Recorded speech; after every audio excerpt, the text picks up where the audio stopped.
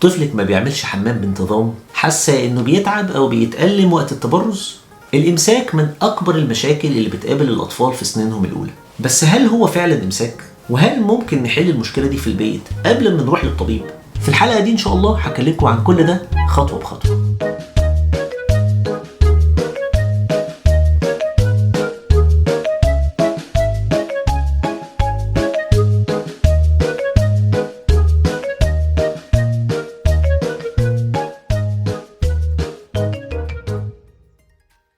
مبدئيا امتى نقول ان الطفل عنده امساك؟ لو الطفل ده بيعمل اقل من 3 مرات تبرز في الاسبوع، لو البراز بتاع الطفل ناشف او صلب، او لو البراز كبير الحجم لدرجة ان هو يسد التواليت، لو في الم اثناء التبرز، او الطفل بيعيط اثناء التبرز، او الطفل بيحاول يتجنب الحمام، لو الطفل عنده فقدان شهية او انتفاخ في البطن. هنا عاوز اقول نقطة مهمة عن الاطفال الرضع، ان الرضيع الطبيعي ممكن يمر عليه 2 أو 3 بدون تبرز، وده مش بالضرورة امساك. لكن لو البراز ناشف او الطفل بيتألم وهو بيعمل او في انتفاخ شديد، لازم الدكتور يشوفه فورا. طب ايه هي الاسباب الشائعة للامساك عند الاطفال؟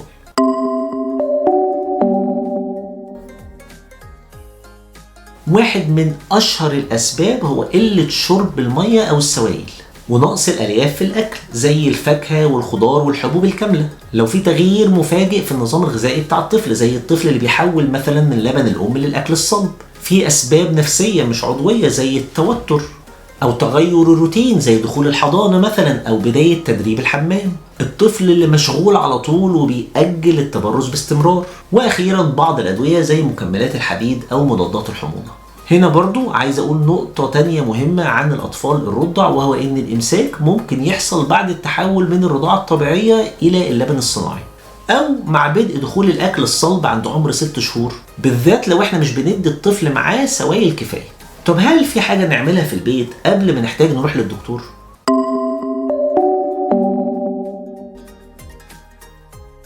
أكيد استنتجنا من الأسباب إن زيادة كمية السوائل اللي بيشربها الطفل يوميا هتساعده إنه يبقى عنده إمساك أقل. وندي لبنتنا أو ابننا أطعمة غنية بالألياف زي إيه؟ بعض الفواكه بقشرها زي التفاح، الكمثرى، الخوخ. لو بنأكل الطفل طبيخ نحاول نعمل بسلة ومعها جزر. ولو عندنا المقدرة والطفل عنده القبول، ممكن نجيب له حاجة زي الشوفان أو الحبوب الكاملة. ممكن نستخدم بعض العصاير زي عصير الكمثرى او عصير البرقوق او عصير القراصية نفسها اللي هو البرقوق المجفف، ممكن نغليه وناخد المية بتاعته، بتساعد جدا في موضوع الامساك. تشجيع الطفل على النشاط البدني والحركة بدل ما هو قاعد او هي قاعدة طول اليوم قدام التلفزيون او قدام الايباد، ده مهم جدا لتنشيط حركة الامعاء. تنظيم وقت دخول الحمام، ويا ريت لو يبقى بعد الاكل، ونحاول بقدر الامكان يكون وقت دخول الحمام ده وقت مريح ومناسب للطفل. فالطفل لو بيتدرب على دخول الحمام لازم يكون الموضوع فيه هدوء ومن غير اي ضغط. في بعض الحالات ممكن الصيدلي او الطبيب يساعد ببعض الملينات الخفيفة، وده هنتكلم عليه ان شاء الله كمان شوية بالتفصيل. هنا قبل ما ندخل في العلاج عايز اضيف نقطة مهمة عن الاطفال الرضع، وهو اننا لما ندخل للطفل الرضيع الاطعمة الصلبة لازم نتأكد اننا بندخل كمية كافية من السوائل، ونتأكد اننا بنضيف بعض الاطعمة اللي تساعد على التليين زي الكمثرى وزي البرقوق.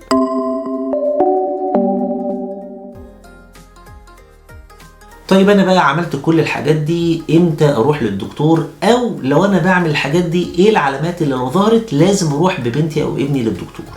لو انا عملت كل الحاجات الكويسة دي والامساك استمر اكتر من اسبوع بدون اي تحسن، لو في اي لحظة في دم في البراز او الم شديد سواء اثناء التبرز او في البطن، نروح فورا للطبيب. لو بنتي او ابني ظهر عليهم فقدان وزن او ضعف عام، لازم اخدهم فورا للدكتور. او لو الامساك متكرر وبيأثر على حياة الطفل ونشاطه جوه البيت او في المدرسة، لازم نروح ونشوف حل عند الطبيب. طبيب الاطفال ممكن يوصف ملين للطفل حسب العمر وحسب الوزن، وفي بعض الاحيان بنحتاج نستخدم جرعات كبيرة كاطباء اطفال مش من نفسنا في حالات الامساك المزمن، علشان نعمل حاجة اسمها تنظيف للقولون. لازم برضو ناخد بالنا ان علاج الامساك المزمن ده ممكن ياخد اسابيع او شهور، دي مشكلة اتبنت على مدار اسابيع او شهور، وهتحتاج تتعالج على مدار اسابيع او شهور علشان نبتدي نسترجع حركة الامعاء الطبيعية. فالموضوع محتاج صبر. ودايما بقول للامهات والابهات علاج الامساك صبر والتزام، مفيش نتائج فورية. ولو طبيب الأطفال شك إن في سبب عضوي أو مشكلة في الأمعاء ممكن يحتاج يطلب فحوصات إضافية.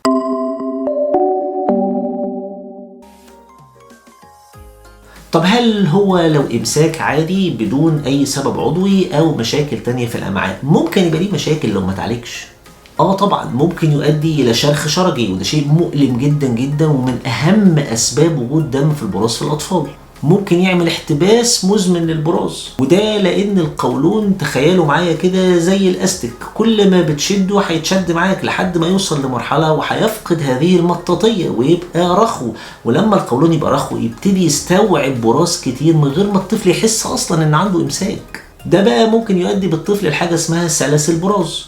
ايه بقى ده؟ ان الطفل يبتدي يعمل على نفسه من غير ما يحس بسبب تراكم الفضلات داخل بطنه، وطبعا ده لو استمر فترات اطول حتى لو الطفل اتعالج ممكن يعمل له مشاكل نفسيه تاثر على دخول الحمام بعد كده. الامساك عند الاطفال مشكله شائعه جدا، لكن اغلب الوقت لو اكتشفناها بدري نقدر نعالجها في البيت بخطوات بسيطه. وافتكروا دايما ان المفتاح هو التغذيه، السوائل، الحركه. لكن لو ظهرت علامات خطيره من اللي احنا اتعلمناها النهارده او الامساك استمر او ابتدت تظهر مضاعفات لازم نروح لطبيب الاطفال فورا ونلتزم بالعلاج مهما طول. ولو عجبتكم الحلقه اعملوا لايك وشاركوها مع اي حد ممكن يستفيد، واشتركوا في القناه علشان تتابعوا كل النصايح اللي هتفيدكم وتفيد اولادكم. انا دكتور يوسف، دي قناه دكتور كيدز، اشوفكم على خير.